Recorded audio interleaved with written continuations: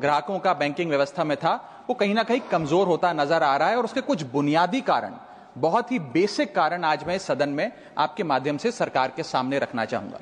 सबसे पहला, poor customer service. यदि आज किसी ग्राहक को सरकारी बैंक में किसी काम से जाना हो तो मान लीजिए उसके ग्रह खराब चल रहे हैं और दिहाड़ी भी खराब होगी। कोई नौकरी पेशा आदमी हो तो ऑफिस से छुट्टी लेनी पड़ती है, कोई स्टूडेंट हो तो प्रैक्टिकल का एग्जाम मिस करना पड़ता है, यहां तक कि साधारण सी पासबुक अपडेट कराने भी जाना हो तो वो भी एक संघर्षशील सफर में तब्दील हो जाता है। मैडम, आप जब किसी सरकारी बैंक में घुसते हैं तो ऐसा लगता है कि 80 या 90 की दशक की किसी इमारत में आ गए हैं, जहां पे दीवारें उखड़ रही होती हैं, पंखा अपनी मर्जी से चलता है और लाइनें रेल टिकट से भी ज्यादा लंबी होती हैं। इसके बाद जब आप काउंटर नंबर 1 पे पहुंचते हैं तो बताया जाता है काम यहां नहीं होगा, काउंटर नंबर 4 पर जाइए। जब काउंटर नंबर 4 पे जाते हैं तो बताया जाएगा यहां पर भी काम नहीं होगा, फर्स्ट फ्लोर पर जाइए। और जब आप थके हारे फर्स्ट फ्लोर पर पहुंचते हैं तो बताया जाता है कि लंच हो गया है, लंच के बाद 2 बजे आइएगा। 2:15 पहुंचते हैं तो बताया जाता है कि लंच एक्सटेंड हो गया, अभी कर्मचारी गुलाब जामुन खा रहे हैं। यह व्यवस्था है कस्टमर सर्विस की एक सरकारी बैंक में। और आज हम जहां चांद पर पहुंच गए, यूपीआई से गोलगप्पे खरीद रहे हैं, लेकिन हमारी सरकारी बैंकिंग व्यवस्था 80-90 के दशक से बाहर नहीं आ पा रही है। अभी आरबीआई के गवर्नर ने हाल ही में एक प्रेस कॉन्फ्रेंस कर वित्तीय वर्ष 23-24 की रिपोर्ट जारी करते हुए कहा कि 95 शेड्यूल्ड कमर्शियल बैंक्स में एक साल में, एक वित्तीय वर्ष में 1 करोड़ से ज्यादा कस्टमर सर्विस से संबंधी कंप्लेंट्स आई हैं। और ये तो वो कंप्लेंट्स हैं जिन लोगों को पता था कंप्लेंट कैसे दर्ज करानी है और उन्होंने दर्ज कराई। न जाने ऐसी कितनी कंप्लेंट्स होंगी जो सिस्टम में कैद ही नहीं हुई। इसी के साथ साथ बैंकिंग कोड और स्टैंडर्ड्स बोर्ड ऑफ इंडिया का एक सर्वे बताता है कि 45% बैंक कस्टमर्स बैंकिंग व्यवस्था से डिससैटिस्फाइड हैं, असंतुष्ट हैं। और मैं चाहूंगा आपके माध्यम से सरकार के कानों तक ये बात पहुंचे कि डिजिटल सर्विसेज का एक कस्टमर सेटिस्फैक्शन ऑडिट कराना चाहिए सरकारी बैंकों का, कि क्या हमारी सरकारी बैंकों की वेबसाइट का इंटरफेस या मोबाइल एप्लीकेशंस सरल हैं, अच्छी हैं, या कस्टमर्स उससे त्रस्त हैं। दूसरा बड़ी समस्या है रूरल इंडिया के अंदर limited access to banking infrastructure. आइए गांव की ओर चलते हैं। मैडम, क्या हमारी बैंकिंग व्यवस्था ग्रामीण इलाकों तक पहुंच चुकी है? नाबार्ड की एक रिपोर्ट बताती है कि 50% of rural India is still suffering from lack of adequate access to banking. Financial inclusion index की आरबीआई की 2020 की रिपोर्ट बताती है कि ग्रामीण भारत में हर 100 में से मात्र 54 लोगों तक ही हमारी बैंकिंग व्यवस्था जैसे तैसे पहुंच पाई है। और 30% से ज्यादा रूरल हाउसहोल्ड आज भी ऐसे हैं जो पूरी तरीके से अनबैंक्ड हैं। और मैम, बैंकिंग की ग्रामीण इलाकों में अगर बात करें तो बैंकिंग व्यवस्था ने ग्रामीण इलाकों के साथ सौतेला व्यवहार किया है।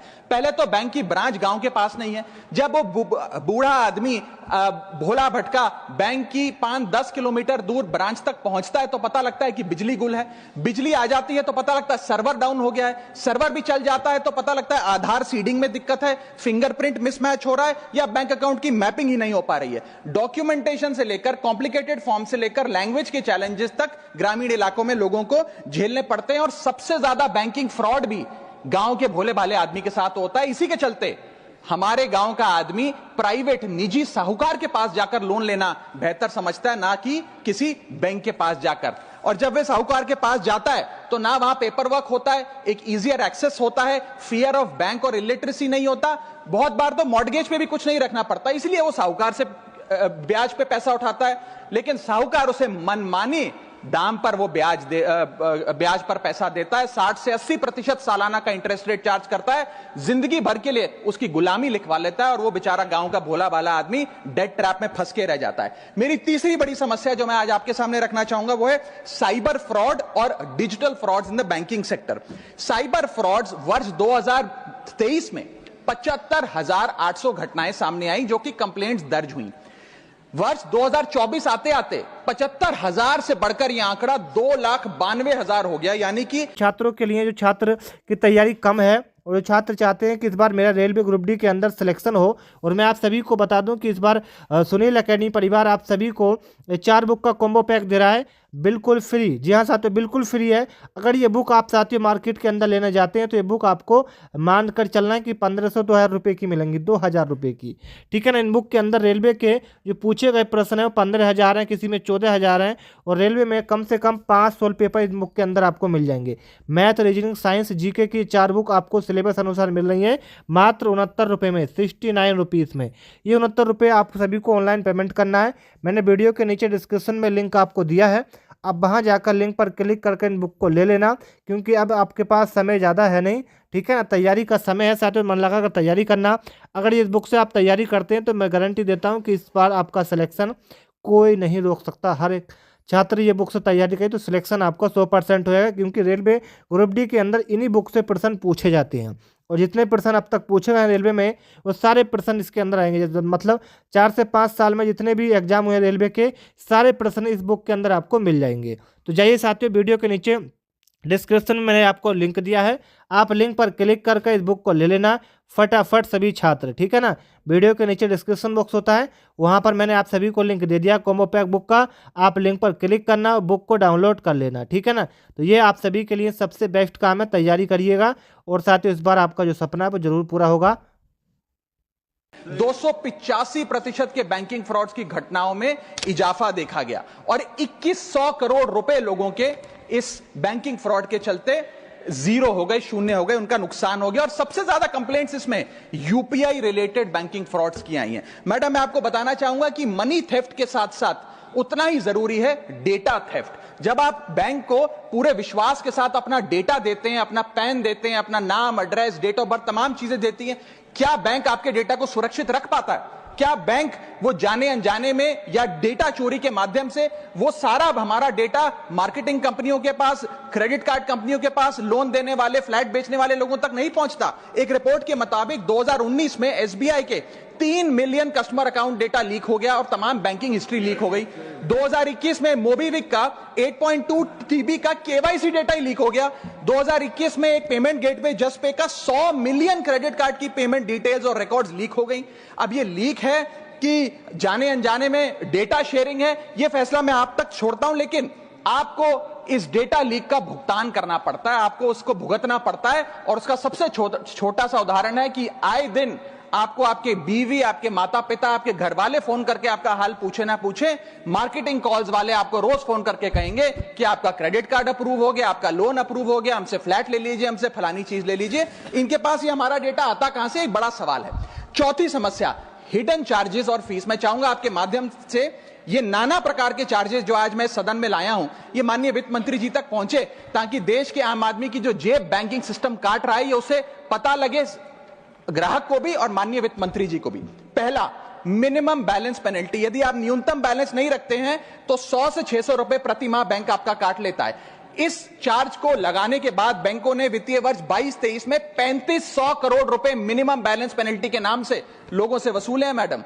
दूसरा चार्ज, एक्स्ट्रा एटीएम यूजेज। आपको एटीएम ट्रांजैक्शन के लिए 2 से 3 की मोहलत मिलती है, 2 से 3 की इजाजत मिलती है बैंकों द्वारा। अगर आप चौथा, पांचवा ट्रांजैक्शन कर लें तो हर ट्रांजैक्शन पे 20 रुपए एटीएम चार्ज आपको देना पड़ता है। इनएक्टिविटी फी 100 से 200 रुपए सालाना, यानी कि अगर बैंक आप बहुत ज्यादा अपना अकाउंट यूज नहीं करते हैं तो बैंक इनएक्टिविटी के नाम पे भी चार्ज लगा देता है। फिर बैंक स्टेटमेंट आप मंगवाते हैं तो बैंक स्टेटमेंट इशुएंस चार्जेस के नाम पर आपसे 50 से 100 रुपए लेता है। फिर आप कहते हैं हमें एसएमएस अलर्ट के माध्यम से मेरे बैंक के खाते में क्या आ रहा है उसकी जानकारी मिले, तो एसएमएस अलर्ट चार्जेस के नाम पर भी प्रति क्वार्टर 20 से 25 रुपए आपसे लिया जाता है।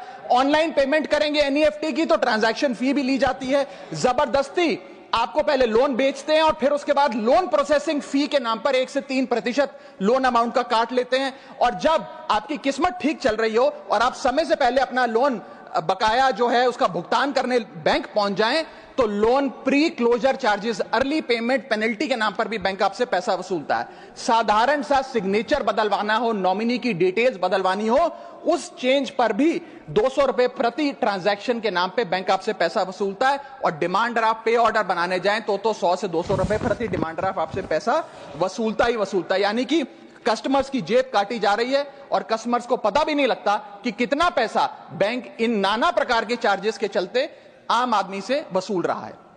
मेरा पांचवा और आखिरी point madam, insurance and investment product miss selling.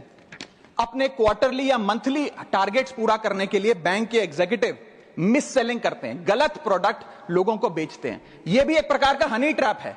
मीठी मीठी बातें कर कर भोले भाले मासूम लोगों को ऐसे प्रोडक्ट्स बेच दिए जाते हैं जिनकी जरूरत उन्हें है ही नहीं। IRDAI, insurance regulatory development authority of India की एक रिपोर्ट बताती है कि 3.5 लाख सालाना कंप्लेंट्स में से 20% कंप्लेंट्स सिर्फ और सिर्फ मिस सेलिंग की, गलत प्रोडक्ट बेचने की उन्होंने दर्ज करी हैं। सेबी की एक रिपोर्ट बताती है कि 30% इन्वेस्टर मिसलीडिंग इंफॉर्मेशन का शिकार हैं, और म्यूचुअल फंड्स की मदर बॉडी, जिसे association of mutual fund of India कहते हैं, वो बताती है कि 23%, मैं खत्म कर रहा हूं मैडम, 23% इन्वेस्टर ऐसे हैं जिनके पास वो प्रोडक्ट्स हैं जो उनके रिस्क प्रोफाइल और फाइनेंशियल गोल से मेल ही नहीं खाते हैं। तो मैडम, मैं इन सारे जो समस्याएं बताई हैं उसके माध्यम से समाप्त कर रहा हूं। बस इतना ही कहना चाहूंगा कि ये बड़ी बुनियादी समस्याएं हैं जो आज इस देश का एक आम